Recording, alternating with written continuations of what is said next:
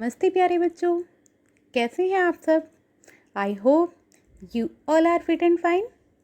तो चलिए बच्चों, अब अपनी क्लास को स्टार्ट करते हैं। आज हम पढ़ेंगे भाषा, बोली, लिपि और व्याकरण। भाषा कहाँ कहाँ कैसे कैसे प्रयोग में लाई जाती है, उसी के बारे में हम आज पढ़ेंगे। भाषा क्या है? भाषा, अगर मैं आपसे अब बोल रही हूँ, आप मुझे सुन रहे हो, मैं अपनी बात आप तक पहुँचाने का प्रयास कर रही हूँ, आपको समझ आ रही है, तो यही तो है भाषा। अगर मैं ऐसे बोलूँगी तो क्या आपको समझ में आएगा? नहीं आएगा।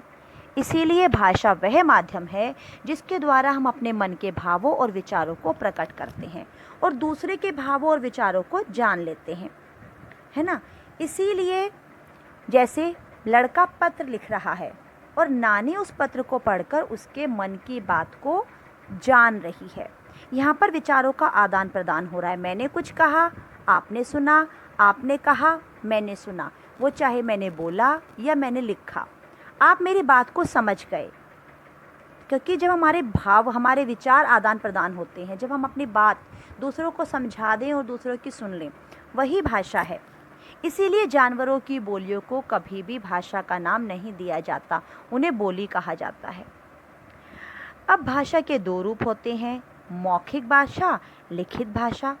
मौखिक भाषा जिस भाषा को मुख से बोला जाए और कानों से सुना जाए, उसे मौखिक भाषा कहते हैं। और लिखित भाषा जिस बात को आप लिखकर प्रकट करें और लिखा हुआ पढ़कर दूसरे की बात को समझ लें, है ना।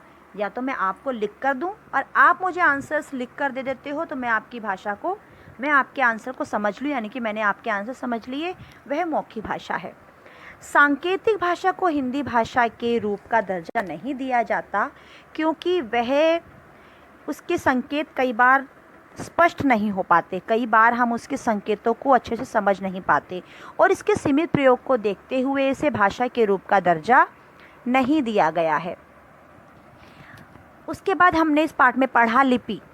लिपि बोलते समय हमारे मुख से कुछ ध्वनियाँ निकल रही हैं।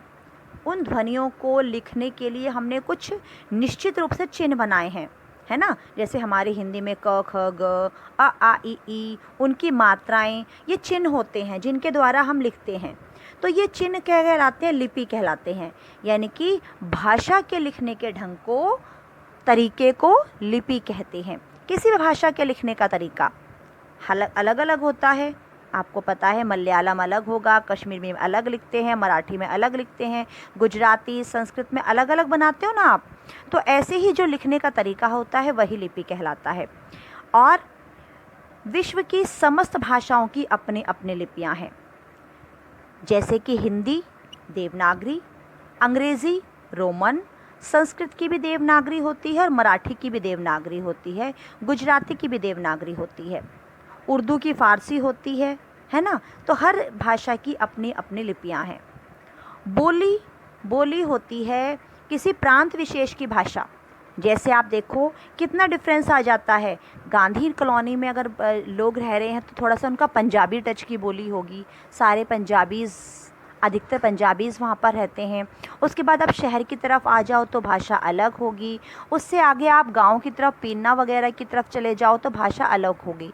तो इसीलिए बोली जो होती है वो किसी छोटे से प्रांत या बहुत छोटे से क्षेत्र में ही बोली जाती है ना। इसीलिए हम उसे बोली कहते हैं। उसका जो क्षेत्र होता है वो सीमित होता है। मातृभाषा होती है जो बच्चा अपने परिवार से सीखता है। जैसे बंगाली परिवार का बच्चा बंगाली सीखेगा, पंजाबी परिवार का बच्चा पंजाबी सीखेगा, है ना। गुजराती परिवार का बच्चा गुजराती में बात करेगा। तो वो हो जाती है हमारी मातृभाषा। अब व्याकरण क्या है?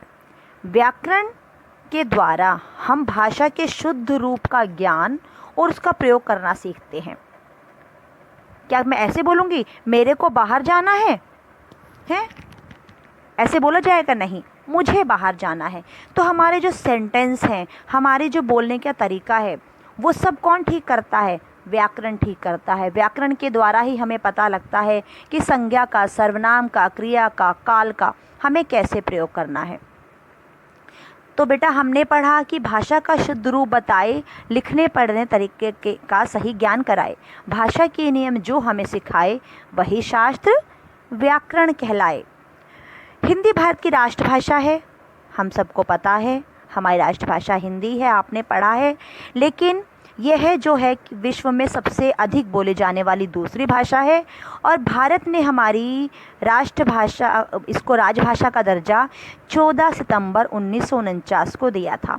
इसीलिए प्रत्येक वर्ष 14 सितंबर को हम हिंदी दिवस के रूप में मनाते हैं, और जो कि आप हर बार मनाते भी हो। उसमें हम आपसे कविताओं की रचनाएं करवाते हैं, हिंदी की कैलीग्राफी करवाते हैं, विभिन्न तरह की प्रतियोगिताएं भी आयोजित की जाती हैं। तो बेटा, उम्मीद करती हूँ, आशा है मुझे कि आपको ये अच्छे से समझ में आ गया होगा। इसकी लिपियाँ जो बुक वर्क आपको कराया गया है, कॉपी में कराया गया है, उसे आप एक बार दोबारा पुनः रिवाइज़ कर लें, इस पाठ को भी पुनः पढ़ लें, और आशा है कि आपको अच्छे से समझ आ गया होगा।